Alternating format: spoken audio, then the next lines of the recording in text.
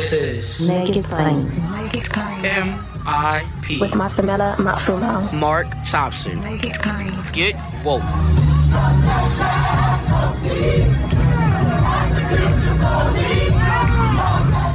Everyone, you know what today is. It's Thursday Coast. You know what that means. We get to talk to the founder, not only of DailyKos, but of Civiqs with a Q. And we're all anxious to hear what some of the numbers are like since last we talked. Numbers still coming in on this historic election. The founder's here with us, the man for whom the website and this weekly segment is named Markos Moulitsas. Hey, buddy, how you doing? Doing great. How are you doing? I'm okay. Man, I had a guest from California on last night, and they said that California's COVID numbers are going back up.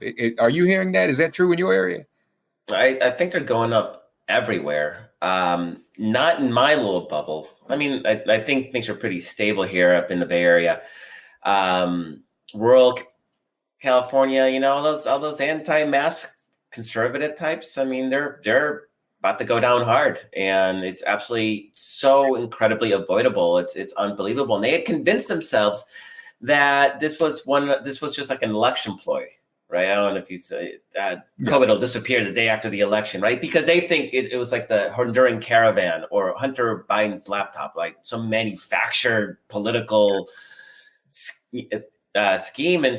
And keep in mind that the counties that are most affected by COVID right now had the best numbers for Donald Trump. And I don't think that's unrelated. I mean, these are people that have denied the existence of COVID, have denied that it is the seriousness of the disease, and to this day continue to refuse to wear masks.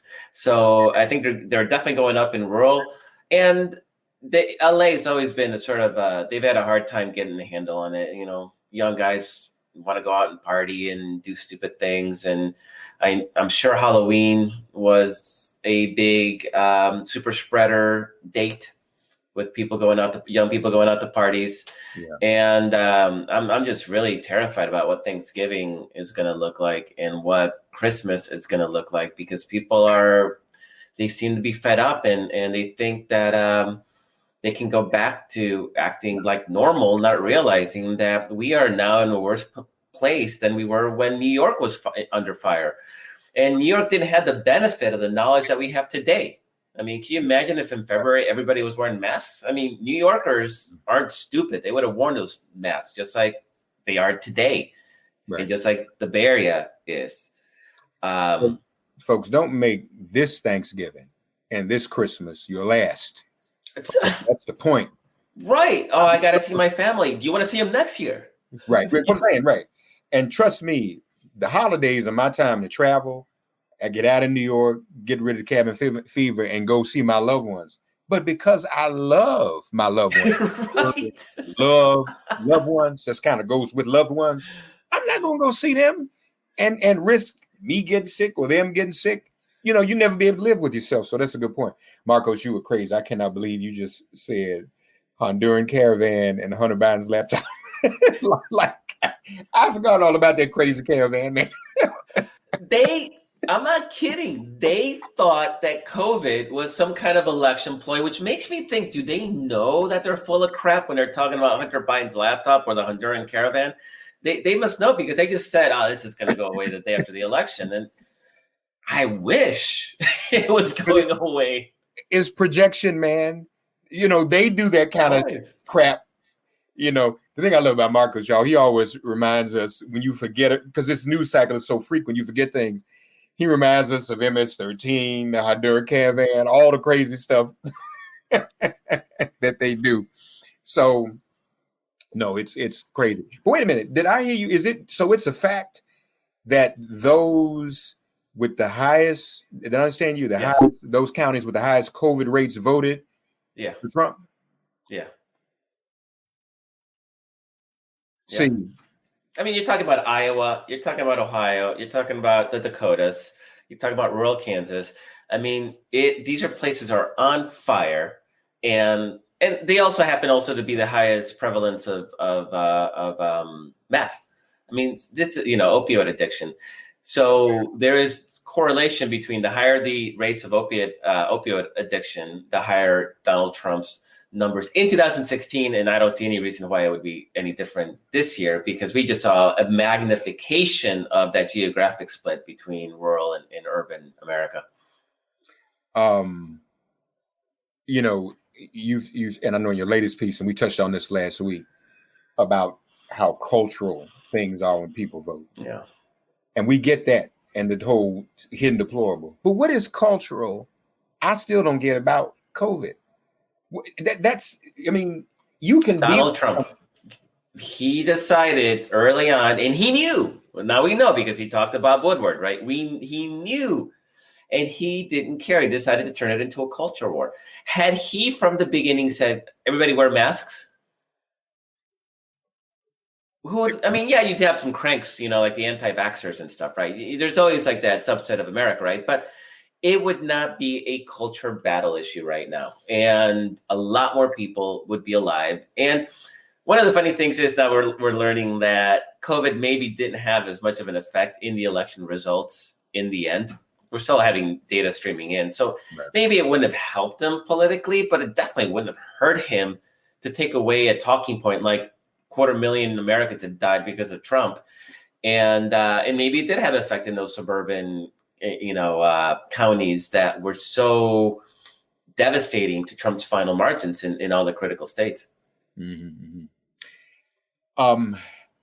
Are we able to, are it still too early to get, or is it even possible, since there were so many mail ballots, more accurate information on the demographics this go around? I'm seeing some, but I don't really know what is accurate and what to trust, because trust nothing yet now. So here's what's going to happen is you have the exit polls, but the exit poll is just a poll, right? So what happens traditionally is that once you have more information on who actually has turned out and how they voted, then they'll match the exit polls to that data, and that data is going to come from a couple of places. One is that you have these data shops that actually know who voted and can model those that vote, can say, okay, given where the votes came from and who on the voter list voted, and everybody on the voter list is modeled out. So they have a pretty good idea how any single individual in a voter list will vote. So, for example, if the voter list indicates that somebody's a Black female, then you're like 96% she's a Democrat. And if it's a white, older male, you're like, 80% he's a Republican. So you take those models and then you can sort of model out, say, okay, it was 55% of women that voted, and the exit poll says it's 52, so let's adjust that. And so they're going to make those adjustments based on that. Then even better is that their census will do a survey. They do these annual surveys, and they ask some electoral related questions. Did you vote? They don't ask who you voted for, but I don't think they ask who you voted for, but they'll ask demographic data of who voted. Did you vote? And then we have an idea that, okay, it's 37% of young people voted, or 45% of XYZ voted, right? Then you have that sort of rich data set that people can sort of put together, and you can now spit out numbers that say, okay, now we know conclusively that in Florida, Trump got 45% of the Latino vote, right? We'll be able to get those, but that's still not probably until next year. So everything you're seeing right now is incredibly preliminary, and it's very survey based. And if we learned something this year, is that surveys aren't quite right. Not when Donald Trump is on the ballot. Other times, sure. But not when Donald Trump is on the ballot. Things get hinky, and then that creates some issues. And so we need to wait for these additional data sets to come in, so we have a better idea before people start saying, "Oh, this percent of white women voted for Trump." Right. Maybe, but we don't know quite to what extent yet. Yeah, because the only thing I'm not really doubtful about is the numbers of Black men, which we know probably went up because we know how they were targeted. But the whole 55% of white women, to me, that betrays suburban white women in 2018. There's even some exit poll that says 30% of LGBTs voted for Trump, and I find that very hard to believe. So and also when you're looking at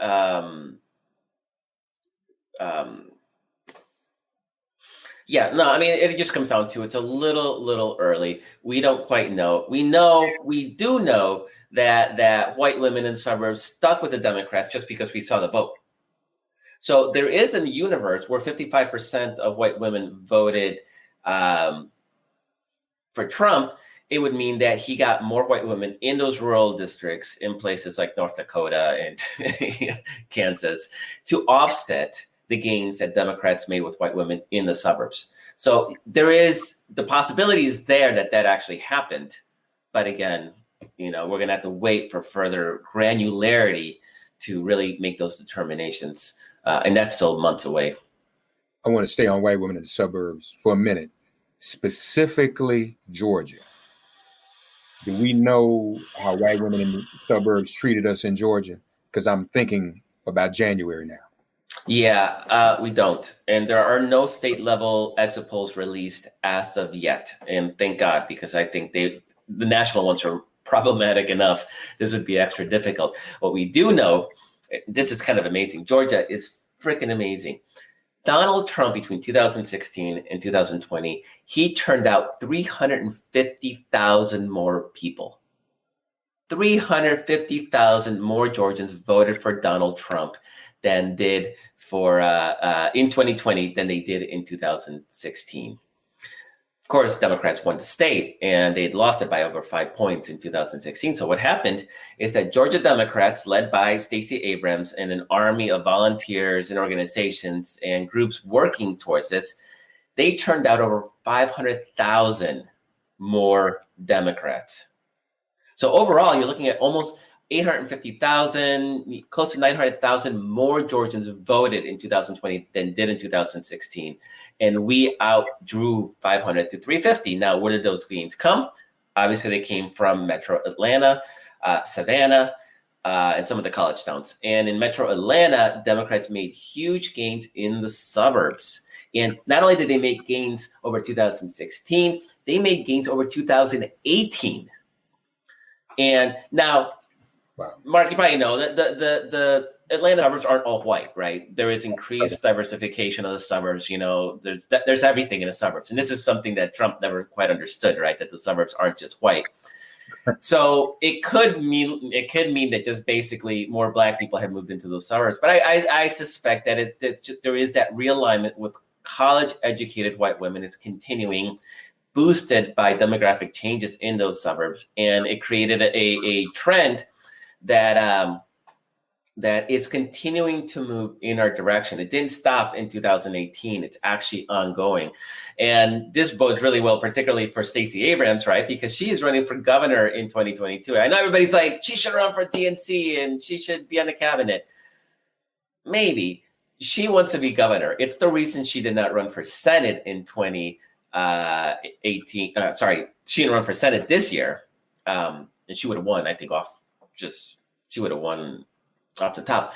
But she has been working towards helping shift Georgia into being more reflective of its population, right? We're not even talking about trying to convince people. We're not doing persuasion. She's just been working on getting little Black Georgians registered to vote. And Mark, I never forget, like 10 years ago, I was going like, Georgia is a Democratic state. If we could vote at the rates, it's demographically a blue state. It votes like a red state, but it's demographically a blue state. And at the time, we were talking about 750,000 unregistered African Americans in Metro Atlanta alone. Now, clearly, Stacey Abrams and everybody else, the Democratic Party and allied organizations and volunteers, they really helped reverse it. So just to emphasize how amazing that is, 350,000 more people voted for Donald Trump in Georgia than did in 2016. And yet Democrats took it because over 500,000 Georgians voted for the Democratic, for Joe Biden. Now, do we keep him in January? That's a big question. Right, that's what I was going to ask you. Yeah. Hey, peeps, it's your girl, Danielle Moody, host of Woke AF Daily. Every weekday, I'm sounding the alarm and keeping you woke to all the pure evil that is going on in our country. Check me out now at patreon.com/wokeaf. Get 5 new shows every week for just $5 a month. Get woke and stay woke as fuck. People that I'm talking to are feeling very confident that we do keep them. And as much as people don't get into special elections because these stakes are so extraordinary, 2 senators, control of the Senate. And I was talking to someone else today, and we were agreeing it actually might be helpful that it's so soon after November 3rd. So it doesn't leave a lot of room for folks to get distracted and to hold something else. I mean, so you can't even, you're thinking about it right now. People are already thinking about it. And, mail-in ballots, I think, are going out next week, as early as next week. So I think that may even help for it to stay front of mind. I think Stacey did the best thing for herself and maybe for Georgia. She knew she had to rebuild Georgia. And I think Stacey literally and really wants to be the governor. There's some, that's an office, I mean, that would be as historic, or if not more historic, than a black president or a black senator. When we start taking over governors' mansions in the old Confederacy, remember how big Doug Wilder was?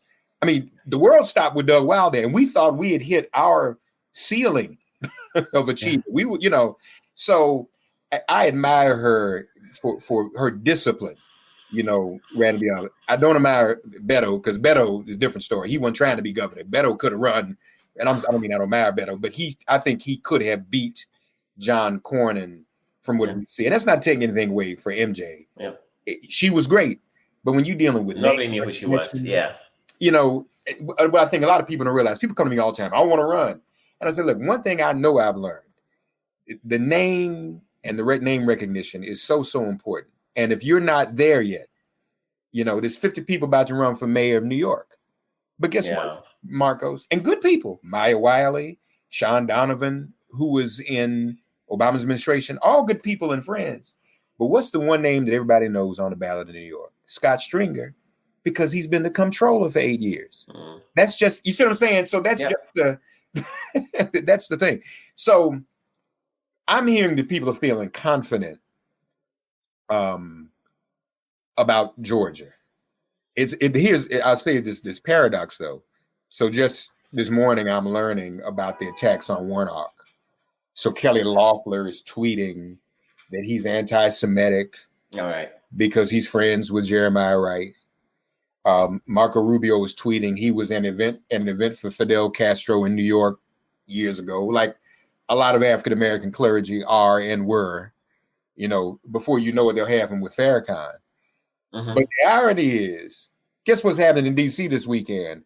The Million MAGA March. Now, where did the name even come from? So you can expropriate a name like the Million MAGA March and yet come after Warnock for being an African-American pastor involved with all the different elements of his community. You took a look at defund the police, which has opened up a wound amongst progressives, Democrats, everybody on the left, nationalists, Pan-Africanists, and everybody's debating now. And I'm tired of talking about it. I'm like, forget it, y'all. Defund the police. We should have said it. We shouldn't have said it. We have to say it. You wrote in your latest, though, you think it was a net neutral. Yeah. Again, early information, I always caveat that, right? But by all indications, youth turnout was up by, over 50%. I mean, it was historically high youth turnout. We do not win Michigan, Pennsylvania, Atlanta, Arizona, Wisconsin without that boosted youth turnout. And what motivated that youth turnout, right? I think a lot of that was this protest, this justice movement. So I think in that regard, we know that those protests were used to register people to vote, to message them on the importance of voting. So it's clear to me that the justice movement, the Black Lives Matter movement, was a positive in boosting youth turnout. Now, did it turn off certain people? Well, certainly it created it gave Republicans a reason to sort of lock down maybe some of their more iffy white vote out in the exurbs and in rural areas. It probably did cost us in places like Montana and Kansas, which were long shot Senate races, and we needed everything to fall perfectly. So I don't think you say, okay, had we just, if the activists had come up with a more milquetoast term for the movement instead of defund police, maybe, reform police, would that have changed things? Maybe, but it's all you can't talk about a protest movement in a vacuum, right? It's what the emotions of the moment generated. And I think it helped deliver the White House to us. Did it cost us in other places? I wouldn't be surprised. Mark, there was a great thread on Twitter yesterday from a guy who does focus groups. And so he did a focus group of undecided voters who voted for Trump in the end. And he doesn't say where it's at, right? But it's a bunch of white people. And on issue to issue, I mean, these are like the dumbest of the dumbest, right? I mean, I'm not even kidding how dumb they are. He asked them, do any of them regret their vote, right? Not I don't know, 12 of them. 5 of them would change their votes, but one of them wouldn't change their votes to Biden because Biden won. I mean, it was like the dumbest things possible. These people are still undecided a week after they voted. But here's the thing. He asked them about Black Lives Matter, and that really resonated with his crew, right? A bunch of white people. And then he said, well, defund police doesn't mean eliminate police. It means to, shift resources. And then they actually got angry. It's like, don't tell me what it means. I know what it means, right? But here's the funny thing. Later on in the focus group, he asked them, what would you guys think about shifting some of the police budget to social workers so they could do nonviolent intervention? 70% agreed with it. So they agree with what it means, that the branding pisses them off. Dude. So this is now, had there been a protest movement based on what focus group testing and message testing, would we have what we had? No. Will we have that spontaneous eruption of support for the Black community? No. Right? It is what it is. And so you can sit there and say, well, I mean, you had one moderate Democrat say that I don't want to hear any Democrats talk about defund police. No Democrats talked about defund police. It wasn't. I mean, maybe AOC and Omar, but it wasn't in the messaging. It wasn't in the advertising. Republicans are the ones that amplified it, and they're going to make stuff up anyway, right? So, right now we're seeing what that Warnock is an enemy of Israel. I mean, that's what Republicans are going to allege. So they're going to make up stuff anyway. Yet in this case, that seed, this Democrats want to eliminate police. That was the sort of implied lie. Where that came from, the protest movement actually generated the highest percentage of youth turnout. And I think when we look at the numbers in the end, we're going to see the same thing for Black turnout and Latino turnout. Yeah. And it generated the biggest growth in turnout with those communities in American history. Do I make that trade? I think I do. And I definitely, it was on the side, on a moral side, it was the right thing to do. So, it's a bit of a pedantic debate. Youth art activists are going to do their movement, right? They're going to fight the way, they're going to use the words that they think motivates them. They're going to find their voice, and to have a bunch of old white Democrats be like, this, I think it's a bad look. Well, and even if defund the police was a phrase that was never coined, you're right. There are always going to be those people who are going to complain and say it's either too left or too Black or something. There's somebody who would have said something for people to blame it on, even if it wasn't defund. That's happened. When has that not happened? Last time it was just the word socialism. Now it's defund. It's always going to be something. And I think people make a big deal about it when they probably shouldn't. And again, the irony in that is it was the movement.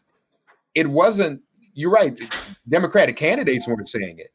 So it's kind of interesting that the Democrats who are against it are subtly co-opting the movement, which is interesting. It's like, well, this hurt us as Democrats, but Democrats didn't say it. The movement said it. So are you saying that you're a part of the movement? And so it's kind of a strange.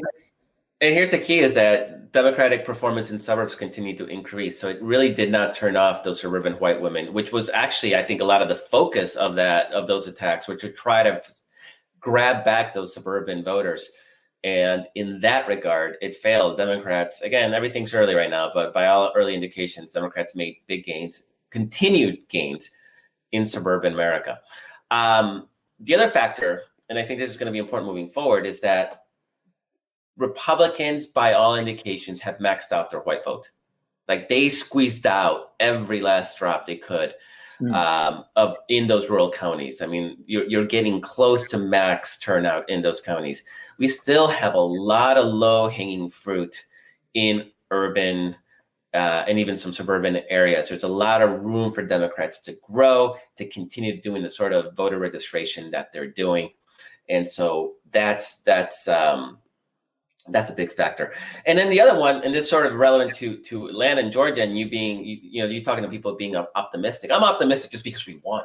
I mean, if we are able to keep the same people to turn out again, we're going to win. So the question is, will there be drop off? And there will be drop off. There is always drop off. So this is all gonna the big deciding factor is who has less drop off. And Mark, we talked about it last week, and I've been continuing to formulate my theory about the hidden deplorable, which is these people that only turned out for Donald Trump. And one of my big sort of pieces of evidence for that is that polls were accurate in 2018. They were accurate in 2014, not so accurate in 16 and 20. And what was the difference is that Donald Trump was on the ballot, and he got out these sort of angry, truly deplorable people who are disenfranchised from like American society, right? They come from meth country. They don't trust any institutions. After you, I'm not going to wear a mask. I'm going to, these are the people trying to drive a Biden campaign bus off the road in Texas. They're not going to sit and talk to a pollster. They're going to give that pollster the middle finger, right? They're not going to join the civics panel. So you can't even model these people because they're different than your typical white Republican who may be an a-hole, but isn't a destructive a-hole. And the reason these people are drawn to Donald Trump is because Donald Trump is destructive. He is, I was talking to Dave Weigel from the Washington Post. He's a campaign reporter yesterday, and he reminded me that Kelly Loeffler got into the runoff in Georgia because of an ad where she compared herself to Genghis Khan, right? She's as conservative as Genghis Khan. What civilization did Genghis Khan build? What monuments did the Mongolian civilization build to Genghis Khan, right? No, right. He destroyed.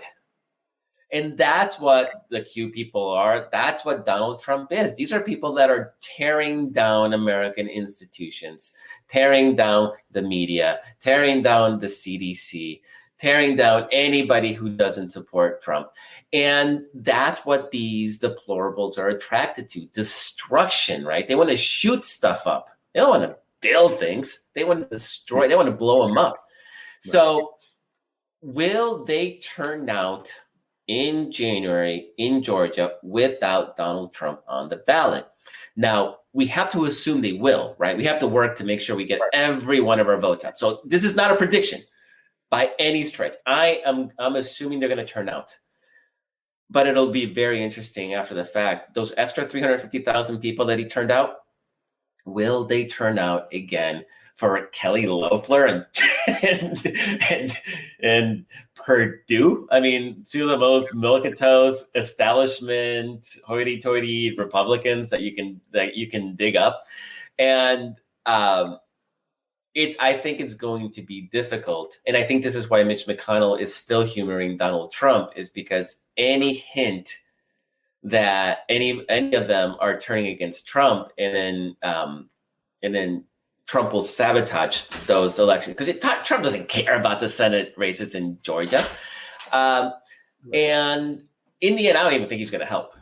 Like, Trump doesn't give he doesn't give a damn. So I don't think he's going to even bother to show up and help. But that is going to be sort of, if my theory is true and those people don't turn out, then the Republicans are in trouble. Because even with all the fun police and all that crap that really motivated that hidden deplorable, if those disappear with Trump off the ballot, that then 2022 looks a lot better for Democrats. Again, I'm not assuming it. Right. No, I'm not even expecting it. Right. I'm hoping. Kelly Loeffler got, if I'm not mistaken, got under 30% in that jungle primary. I think you're right about that. That's not good. It's a jungle primary. You know, it's weird. So there's a Democrat on that ballot that got 5% of the vote. Right. She didn't spend any money. She didn't campaign. She didn't exist. Right. You know why she got 5%? She was the first one on the ballot line with Democrat on it. So 5% of Democrats didn't even know to look for, because there was, two Democrats that really spent any time campaigning. It was Warnock and Lieberman. Yeah. And they just, so it's a weird ballot, and you had 22 names on it. And I think if you weren't really paying close attention, it's not like Joe Biden. It's an easy one, right? I mean, you see 1,000 names, and you're like, what's a little scarier is that John Ossoff ran behind Joe Biden by 2 points.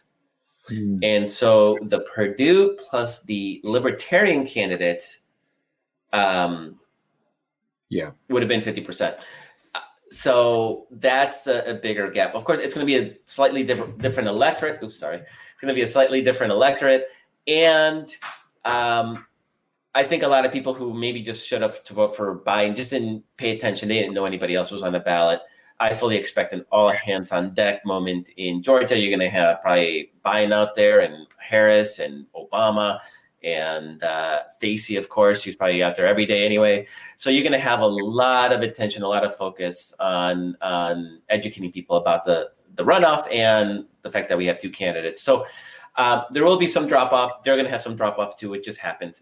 It's inevitable. Question is, who has less drop off? And I'm really, really hoping that those deplorables stay home. Yeah.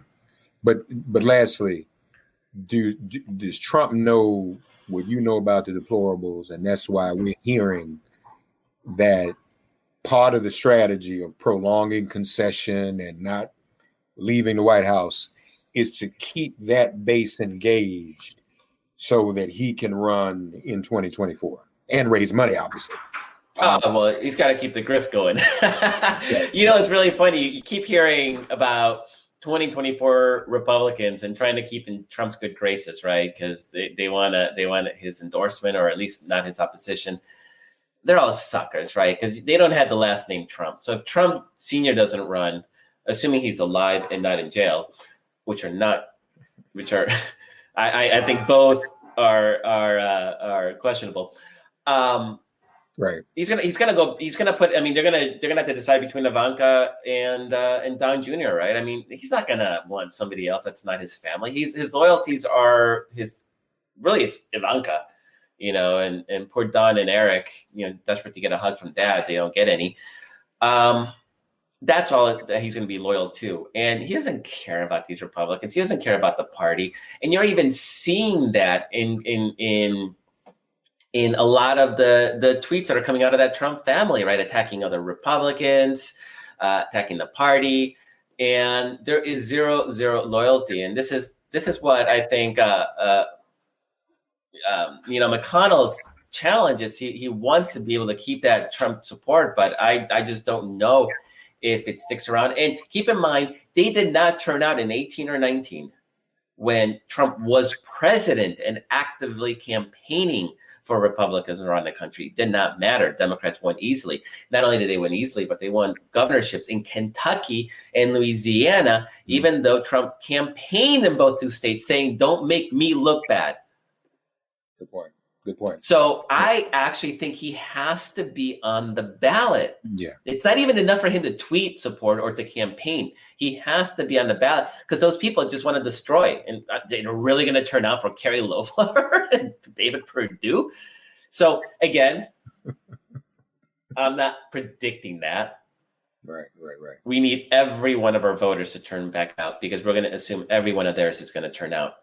But I think it's harder for them to keep that vote than it is for us. Yeah. Good point. The grift, y'all. Gotta keep it going. All good points. Up with meth, down with masks, like in some of these states. Lord have mercy. And Markos also said he may either be alive or in jail.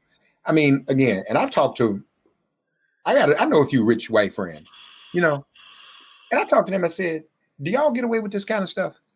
First of all, do you get almost $1 million tax refund? And do you get $500 million lines of credit? And they're like, no, Mark, we want to know his accountant because none of us understand that. And then, I mean, most of us, neither Markos nor myself, nor most of you listening, are living off of 5 Big Macs a day without going to the hospital. So this guy we'd all love to do that, but we can't because we die.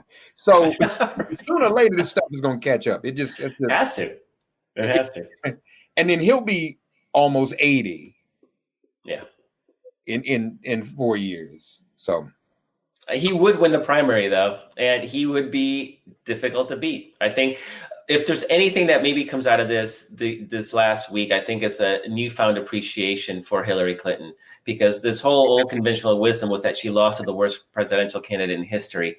I actually think that Trump may be one of the best candidates in history. Horrid at governing, campaigning, but his ability to turn out people that don't vote by tickling that racist part of their lizard brain is unparalleled. I think unparalleled in modern American history.